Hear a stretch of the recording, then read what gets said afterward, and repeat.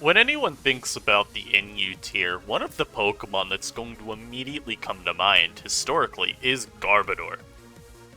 And this is just a good callback to the video I did where I was talking about the GOAT of NU, where I looked at the Pokemon that I at least considered to be the best from every generation of NU, from generations 3 to 8. And Garbodor was Black and White's representative. And it was one of the two Pokemon that I had by the end, where I'm talking about, like, which of these would I call the GOAT? And while I think I ended up actually going with Glalie just for where its spot is in ADV, I do think I need to talk about Garbodor. If we're talking about overall throughout many periods of NU, this mon, maybe I messed up. Maybe Garbodor is really the good one, because let's talk about it. So, we start off in Black and White. And Garbodor is probably the best Pokemon in Black and White NU. If it's not the best, it's obviously one of the top, like, 3 or 5. And it's for one move right here, Spikes. Just this move right here. So, when we look at Black and White NU, everyone needs to remember, we're talking about a period of Pokemon where hazard control was not really a thing. Definitely not to the degree that we've seen it in, like, you know, Sun and Moon or Sword and Shield. Even in current Scarlet and Violet. There just weren't removal options across an entire tier.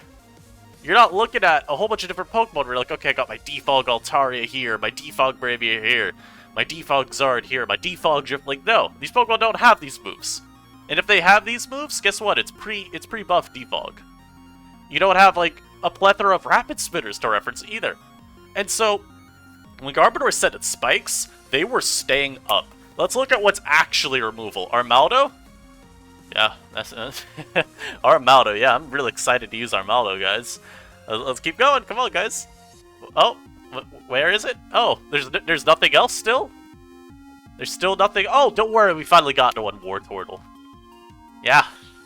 The Pokemon you see maybe on 1 out of every 100 teams. Cool. Oh, but don't worry, if we go down to the recesses of PU, there's Natu with Magic Bounce, which only gets seen really on Sun. Or Semi-Sun. So, I think you'll get the point. Spikes were going up every game, and they were staying up because there's just not really any good way to remove them.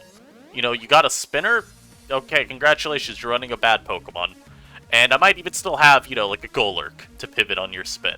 I might have a Haunter to pivot on your spin. You know, like, I got options, baby. But that's not the only reason, of course, Garbodor is great. It's a huge reason, but it's not the only one. So, let's look at it defensively, too. It's not like the stats are insane or anything, but when we look at Garbodor as a defensive Pokemon, part of what we're talking about, too, is just how it punishes the use of certain super high-powered stab attacks. Of course, the main two Pokemon you should be thinking of here, Sawk and Primeape.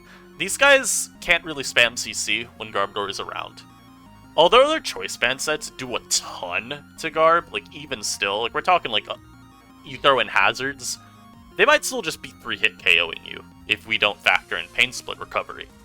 But being able to consistently force Helmet Chip onto them, punish them with your own hazards as well, every time they're switching in, they gotta take that extra spike, they gotta then take a helmet hit if they hit you. Oh, maybe they KO you with CC at a point? But guess what? Aftermath. Helmet, that's over 40% in one turn. It's really good at making these attackers think twice about using their, you know, click-click move. They gotta actually predict when you got a Garbodor on your team. And I think that's absolutely huge. Being able to make these wall breakers more manageable just by dissuading the use of their best move, I mean, that's certainly a huge boon. And we can also look at another Pokemon in that same vein, Kangaskhan, when I find it in here. So, Kangaskhan obviously wants to be throwing off double edges the whole game. Silk Scarf double edge is an insanely strong move. It's got Scrappy, so you can't switch in a Golurk, for example, into Kangaskhan to block double edge. So being able to also just say, okay, Kangaskhan, you might be doing, you know, you might be able to KO my Garbodor here. Say, for example, you had a Regirock on your team that you needed to preserve for like a Charizard. And they got their Kangaskhan on. You're like, okay, well, I don't really want to risk taking damage right now. I've already taken a little bit too much. So I'll just throw my Garbodor out because I've already got a Spike. it doesn't really check too much else. You can say to the Kangaskhan, okay, you're gonna maybe KO me from, say, 60%. You can take Aftermath, as I 25, Rocky Helmet, as I 16, and all that double edge recoil. Maybe that's another, like, 25%. You can basically use Garbodor as a kamikaze drone, where you just throw it out against these attackers that use super strong moves, and you say, okay, you might be taking me down, but dang it, I'm taking you with me. And of course, too, even just, like, think about it, it's a grass resist. Serperior is an insane mon that's really, really hard to handle at points. So it is nice to have an option that can come in, kind of mess with its shenanigans as it's going for its, you know, Sub-Seed, Calm Mind stuff. Not naturally, you know, Gunk Shot in this generation sucks. Like, it is Poison Focus Blast, and that is horrible. But it's at least a mon that can kind of pivot around some of the most dangerous in the tier. And I do want to quickly just shout out Scarf as a set. It is relevant. Not the super dominant set between these two, because defensive Garbodor just offers so much to a team. But Scarf is worth considering. Garbodor's offensive move pool is actually kind of nice. And Scarf Garbodor gives you the jump on a ton of Pokemon. So you got like Seed Bomb for maybe a offensive Seismitoad, or a Shell Smash Caracosta, or a Golurk even. And you have Rock Blast for Charizard, maybe even Rotom Frost. You just want to have a slightly more accurate move to try to pick it off with. And of course your own just stab Gunk Shot.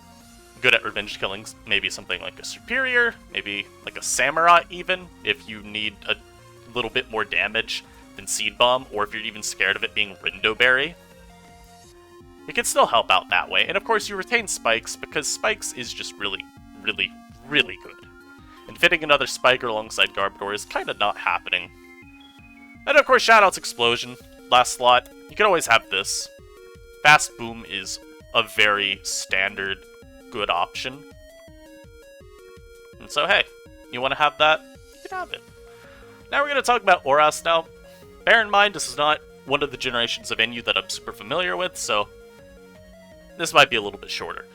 Garbodor comes into ORAS as still one of the best Pokemon in the tier. Not as good as it is in Black and White, mind you, but still insanely good. And we we still kind of deal with the whole, there aren't a lot of great removers, certainly not ones that match up super great versus Garbodor. So when we're talking about hazard control in ORAS NU, I think the main Pokemon that are going to come to mind are Xatu, Hitmonchan, and Skuntank. I just had to check to make sure I was remembering correctly on the moves, by the way. Pelipper's another one. It's come up recently, but we'll get to Pelipper. So think about Xatu real quick. Xatu doesn't really want to keep having to switch into Garbodor because of Gunk Shot, and in this generation it's buffed, so it's not as inaccurate as Focus Blast. And Garbodor's Gunk Shot, even when you're a bulky Garbodor, it does around like 40 on the high end to defensive Xatu. And if you get the poison, you're basically saying, okay Xatu, every time you come in now, you are taking 50% if I land my Gunk Shot. So you're able to consistently force Xatu to spam Roost, and that makes it a lot easier to potentially trap with a Liepard or a Skuntank, for example. So, okay. Xatu, you know, still a great deterrent, but not exactly a mon that you want to be relying on entirely to stop. Hitmonchan, what's Hitmonchan doing? You know, really the only Hitmonchan set that runs Rapid Spin is Assault Vest. They're otherwise running like Life Orb Bulk Up. And Assault Vest Hitmonchan does not touch Garbodor. You've got CC, you've got like Drain Punch, you've got Ice Punch, Thunder Punch. These are the moves that you're going to be running, if anything. So you don't beat Garbodor. You're not ever coming in to spin versus a Garbodor, certainly. And if you come in to spin versus a foe that, yeah, you actually force out, well, my Garbodor is going to immediately switch into you. And it is going to say, hello, sir. I see that you just removed my spikes. Now, I don't appreciate that very much, so I'm going to set them right back in front of you, and there's nothing you can do about it, except maybe threaten your Xatu. In which case, I will throw off a Gunk Shot to potentially poison you. So, that's not great. And you look at Skuntank, well, not the worst matchup, right? You don't really do anything back if you're physical, but most Defog Skuntank, in my experience, will be a special attacker, and that could be a little dicier. Of course, as we saw, Garbodor does not have Stomping Tantrum in this generation, so you don't have that move to try and 1v1, per se. But it's still not the most unplayable. Defog Skuntank is not a Pokemon that's known for being very strong. It's got good coverage, but immediate attacking power, it kind of lacks, and so as a result, you do kind of cede turns to Pokemon when it comes in. You could potentially let in something like an, Assault Vest Magmortar, for example. Maybe someone goes just hard into their Regirock and says, okay, well, you removed my hazards, I will get them right back up. Or, any other just potent wall breaker could still come in versus Skuntank and decide, okay, it is time to do damage. And it's a Pokemon that isn't super durable, either. You don't have a recovery move, so you're reliant on Black Sludge for all of your health regeneration. So if you ever have to actually switch into the hazard, that's damage that's going to rack up over time. And if your opponent's good enough at double switching into Pokemon that just outspeed and threaten to do a lot of damage to you, it might be a little hard to actually get the removal off. And then the last spot I want to reference is like pretty common removals. Of course, Pelipper. Kind of suffers from the same issue as Xatu, though, where if you get Gunk Shot poisoned, you are really pressured for the rest of the game, especially if Stealth Rock ever go up. Now, I think for Pelipper, of course, you match up well into all the Stealth Rockers. Rhydon is really the only one that's kind of dicey, because its Stone Edge can be annoying. Archeops too, but these are Pokemon that don't want to necessarily take a 1v1 with you. Archeops can, because it's faster, but something like Rhydon is going to always be slower than you, and so, not like you can force me out. I'm always going to surf you, I'm always going to KO you. So, Pelipper, kind of in that Xatu vein. Also, I can run Toxic if I really need it, because I don't need to be T-Spikes. And a lot of time T-Spikes isn't even that great. But I imported this set from someone's team, so I more noticed this was something I could reference as we were talking. But I could also just be Toxic. And I could Toxic your Pelipper as you come into Defog if I don't really care about you maybe surfing me for some damage. And then your Pelipper for the rest of the game is dealing with this poison, and again, that just makes it so much easier to then spike up later, not worry about it directly switching in, because okay, you're just gonna start taking all that toxic damage, I might throw off a Gunk Shot, start weakening you like that. And a shout out to Offensive Garbodor. This is a hyper offense set that I think is really fun. We've seen Hazard Stack a lot of times for HO, where you just set all your hazards, and then you let your sweepers go to work. And we get Normal Gym Explosion. So Garbodor is able to maintain momentum like this. You run as much speed as possible with weak armor to try to be as fast as possible, so, maybe a Hitmonchan gets off a Rapid Spin versus you. Well, at a point, I am faster. I might be able to still retain a Spike if you play it incorrectly. Of course, if they're AP Hitmonchan, my Gunk Shot's doing a million. And maybe you go out to say, like a Pelipper, okay, well, I'm KOing you with Explosion. If you predict me to explode, and you go out to literally anything else, okay, well, I kept my hazards. So it's not too bad. Now we talk about Sun and Moon Garbodor. Now this is where we really start talking about Toxic Spikes. Toxic Spikes are super, super, super, super strong in this generation. Because as we look at the grounded poison situation in this tier, there's Garbodor itself. And, yep, we're still scrolling. And, well, look at that, guys, there's no grounded poisons. We gotta actually go down to Piyun, then. And we gotta find our good little friend way at the bottom here, Victory Bell. In Sun and Moon NU, it really is just Garbodor and Victory Bell as the Toxic Spikes absorbers. And so, it's a really good move. A lot of the time, people have to waste their turns going for that Defog or the Rapid Spin. And while we're finally in a generation where we've got good removal, T-Spikes dictate games really well, because you have to try to spin turns a lot of the time actually removing them, which makes it really hard, because it gives so much momentum over to the opponent. You are guaranteeing that you're going to have to cede turns here and there, whether it's switching in a Pokemon just to absorb them, which you might not even have, because again, there's two. and a lot of the other poison types that aren't grounded, you still do want to use on teams, because they are good, just, you know, they do other things. And so maybe you have to use, you know, your Blastoise. That's how you're removing hazards. And you gotta switch in, you gotta absorb a T-Spike. And then you gotta Rapid Spin. And then you gotta use Refresh as well, because you don't want to stay poisoned. And while all of this has happened, your opponent's gone out to, you know, say their Clawitzer, and they've set up a substitute. Or they've gone out to their Slowking and they've nasty plotted. Or their Alolan Executor has come in, and now you're staring death in the eyes. It's just really effective, because a lot of these T-Spike removal sequences for your opponent are going to take so many more turns. And this doesn't even scratch the surface, of course, too, at Garbodor is a defensive Pokemon, because you check Passimian, which is one of the most obscenely good Pokemon that NU has ever had in a generation. Especially defensive sets, they check Sceptile, they check Whimsicott, they check Comfy, which is not something that you see a whole bunch of things do.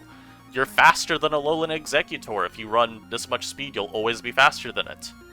You can go physically defensive as well. Let me get you a nice little physically defensive EV spread here. I think this looks right. Nope. We'll keep it right here, because good enough. I don't want to keep fixing it. You can run physically defensive. Now you're faster than Pangoro even. You can act as a check to that. You can run Rocky Helmet to make that even more felt. Oh, you don't even want to run T-Spikes? Okay. Have a little bit of extra coverage even. You know, never hurt anyone to have Stomping Tantrum.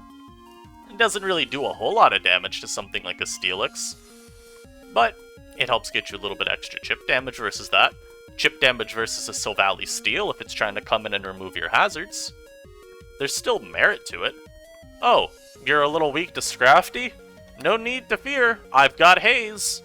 Now you just 1v1 Scrafty, because it can never bulk up versus you, and you will always have sustained the match with it because of Pain Split. You could even run Drain Punch in this slot if you really wanted as well. It's just a very, very versatile Pokemon. With one of the strongest moves of the generation, just given the lack of grounded poisons. And I mean, we could even go further too. Let's talk about like defoggers in the tier. There aren't really a whole lot of ones you want to use too often. It just kind of is how it is. So there's Comfy, which, Lamau, nice. Defog Decidueye, no one really loves using that set nowadays. Defog Golbat, it's fine, it's just really exploitable. Golbat's got terrible 4-move slot syndrome. It has a lot of moves that it wants to run, and a lot of the time you'd rather run one of its other utility moves compared to Defog. Especially because it doesn't really beat a lot of the other hazard setters. You know, you got Rotom, which Rotom is a good defogger. It's just not the bulkiest, even when invested in. So resisted Gunk Shot from Garbodor does a ton, especially if you're looking at this offensive set here. So that's not that good. You know, we talked also Valley Steel, you potentially get hit by a coverage move. Defog Whimsicott, that ain't beating a Garbodor, and you got Xatu again, which we talked about the issues with. And those issues get compounded upon when you look at offensive Garbodor, because now my Gunk Shot does 5 million to you. We can run Poisonium Z, so we have Acid Downpour. And it might just 2-hit KO you that way if you mispredict. You're not OHKOing with Psychic anyway, so Gunk Shot and Acid Downpour is pretty safe. And I can even just run Toxic Plate for generic good power. And of course, as per usual, like eventual Passimian too, being everywhere. It's incredibly nice that Garbodor checks Passimian. Like, I briefly mentioned that, but words cannot understate how insanely good it is to have a mon that checks Passimian. Something that just punishes Passimian repeatedly. I know I'm like putting super high amounts of emphasis here, but we're talking about Pokemon that's on every team. Having something that can just consistently switch in and make Passimian question its spot in the game is really, really, really good. But that's enough about Passimian.